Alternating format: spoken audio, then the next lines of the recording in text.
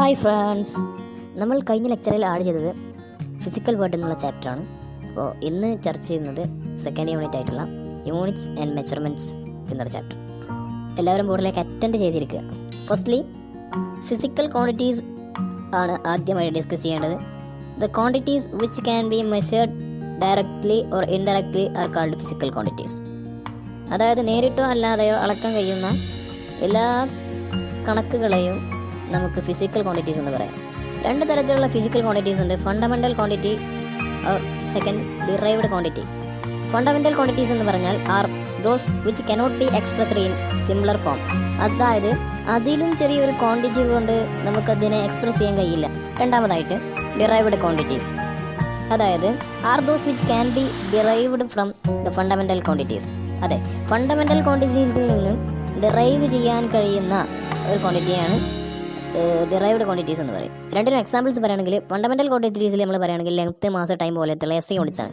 Derived ക്വാണ്ടിറ്റിയിൽ velocity, volume, density പോലത്തെ ക്വാണ്ടിറ്റികളാണ്. ഇവിടെ മനസ്സിലാക്കാൻ കഴിയുന്നത് ഏരിയ എന്ന് പറഞ്ഞാൽ ലെങ്ത് ഇൻറ്റു ലെങ്ത് ആണ്, വെലോസിറ്റി എന്ന് പറഞ്ഞാൽ ഡിസ്റ്റൻസ് ബൈ ടൈമാണ്.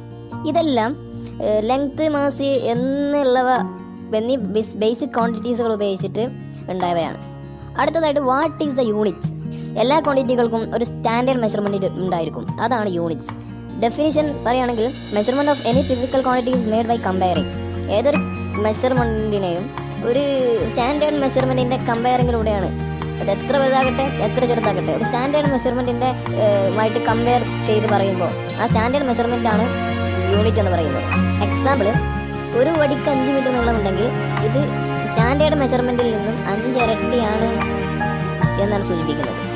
രണ്ട് തരം യൂണിറ്റുകളുണ്ട്, fundamental unit and derived unit. Fundamental unit എന്ന് പറഞ്ഞാൽ the unit of fundamental or the base quantities are called fundamental or base units.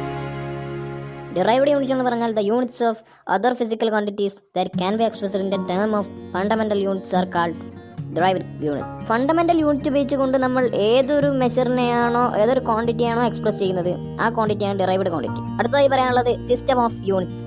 പ്രധാനമായും മുൻകാലങ്ങളിൽ 3 സിസ്റ്റം ഓഫ് യൂണിറ്റ്സ് ആയിരുന്നു എക്സിസ്റ്റ് ചെയ്തിട്ടുണ്ടായിരുന്നത്. 1 CGS system, 2 FPS system, 3 MKS system. CGS യൂണിറ്റിനെ കുറിച്ച് പറയുകയാണെങ്കിൽ centimetre, gram, second എന്നിവകളാണ് അതിലെ fundamental units ആയിട്ടുള്ളത്. FPS-ൽ ഫൂട്ട്, പൗണ്ട്, സെക്കൻഡും MKS-ൽ mass, kilogram, സെക്കൻഡും ആണ് ഫണ്ടമെൻ്റൽ യൂണിറ്റ്സ് ആയിട്ടുള്ളത്. നിലവിലുള്ള ഏറ്റവും പുതിയ ആഗോളതലത്തിൽ അംഗീകരിച്ചിട്ടുള്ള സിസ്റ്റം ഓഫ് യൂണിറ്റ്സ് എന്ന് പറയുന്ന SI unit, international system of units. SI യൂണിറ്റിൻ്റെ ഒരു ഇമ്പോർട്ടൻ്റ് ആയിട്ടുള്ള ചാർട്ടാണ് അവിടെ താഴത്ത് കൊടുക്കുന്നത്. Basic physical quantity, basic unit, simple എന്നുള്ളതാണ് ചാനലിലെ ടൈറ്റിലുകൾ. First length, second mass, third time, fourth electric current, fifth absolute temperature, sixth amount of matter, seventh luminous intensity. അതിൻ്റെ അപ്പുറത്തായിട്ട് ബേസിക് യൂണിറ്റ്, സിമ്പലുകൾ, യഥാക്രമം അവിടെ കാണാം. അടുത്തത് measurements of large distances.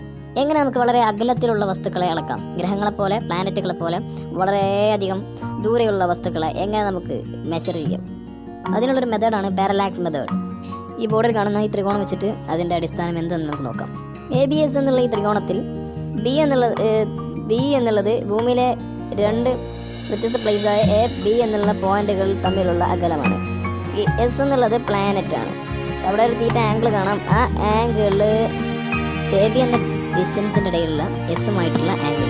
Approximately നമ്മൾ ഈ D എന്നുള്ള ഡിസ്റ്റൻസിനെ പ്ലാനറ്റിലേക്കുള്ള ഡിസ്റ്റൻസ് ആയിട്ട് സൂചിപ്പിക്കും. തീറ്റ പാരലാക്സ് ആംഗിൾ എന്നാണ്, അല്ലെങ്കിൽ പാരലാക്റ്റിക് ആംഗിൾ എന്നൊക്കെ അറിയപ്പെടുന്നു. വളരെയധികം ഡിസ്റ്റൻസിൽ നിൽക്കുന്നത് കൊണ്ട് B/D വെരി സ്മാളർ ദാൻ 1 ആയിരിക്കും. ഇതിൽ AB എന്നുള്ള ഡിസ്റ്റൻസ് ഒരു സർക്കിളിൻ്റെ ആർക്കിൽ ചെറിയൊരു ഭാഗമാണെന്ന് നമ്മൾ സപ്പോസ് ചെയ്യണം. ഇവിടെ തീറ്റ റേഡിയനിലാണ് മെഷർ ചെയ്യേണ്ടത്. അങ്ങനെയാണെങ്കിൽ D = B/θ എന്നായിരിക്കും. ഈ മെത്തേഡ് ഉപയോഗിച്ചിട്ട് എർത്തും പ്ലാനറ്റും തമ്മിലുള്ള ഡിസ്റ്റൻസ് നോക്കാം. D എന്നുള്ള ഡയമീറ്ററുള്ള ഒരു പ്ലാനറ്റിൽ നിന്ന് അതിൻ്റെ ഡയമട്രിക്കലായിട്ടുള്ള 2 പോയിന്റുകളിൽ നിന്ന് എർത്തിലേക്ക് നോക്കുമ്പോൾ അവിടെ ആൽഫ എന്ന ആംഗിളാണ് ഡിയുമായിട്ട് കമ്പൈൻ ചെയ്യുമ്പോൾ വരുന്നത്. അവിടുത്തെ D എന്നുള്ള ക്യാപിറ്റൽ ലെറ്റർ D ആയ അത് സൂചിപ്പിക്കുന്നത് എർത്തും പ്ലാനറ്റുമുള്ള ഡിസ്റ്റൻസ് ആണ്. അങ്ങനെയാണെങ്കിൽ alpha = D/D is parallactic angle and the distance is D = small letter d/θ alpha. ഇതിൽ ആദ്യമായി ചർച്ച ചെയ്യുന്ന മാസ് എസ് എ യൂണിറ്റിൽ ഫസ്റ്റ് പറയുന്ന മാസിനെ സംബന്ധിച്ചൊരു ചെറിയൊരു എക്സ്പ്ലനേഷൻ ചെയ്യുകയാണെങ്കിൽ മാസ് എന്ന് പറഞ്ഞാൽ എമൗണ്ട് ഓഫ് മാറ്റർ, കണങ്ങളുടെ അളവ്. അടുത്തതായിട്ട് പലവർക്കും വളരെ കൺഫ്യൂസ് ആയി തോന്നുന്ന മാസും വെയിറ്റും തമ്മിലുള്ള ഒരു ഡിഫറൻസ് ടേബിളാണ് നമ്മൾ ഇനി ചർച്ച ചെയ്യാൻ പോകുന്നത്.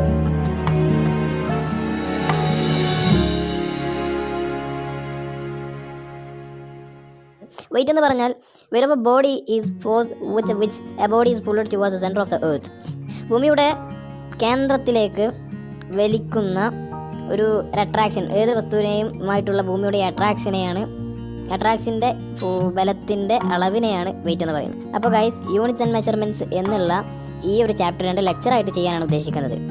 സപ്പോർട്ട് ചെയ്ത എല്ലാവർക്കും lot of thanks. First donate. First chapter നമ്മൾ ഡിസ്കസ് ചെയ്ത് രണ്ടാമത്തെ ചാപ്റ്ററിൽ ഒന്നാമത്തെ ലെക്ചറാണ് ഇപ്പോൾ ചെയ്തുകൊണ്ടിരിക്കുന്നത്. ഇനിയും റിമൈനിങ് ചാപ്റ്റേഴ്സ് ഡിസ്കസ് ചെയ്യും. അപ്പോൾ അടുത്ത ചാപ്റ്ററിൻ്റെ വീഡിയോസൊക്കെ അടുത്തതായിട്ട് തന്നെ അപ്ലോഡ് ചെയ്യും. അപ്പോൾ മറക്കാതെ കാണുക, ലൈക്ക് ചെയ്യുക, ഷെയർ ചെയ്യുക, കമൻറ്റ് ബോക്സിൽ ഉചിതമായ കമൻറ്റുകൾ അറിയിക്കുക. ബൈ.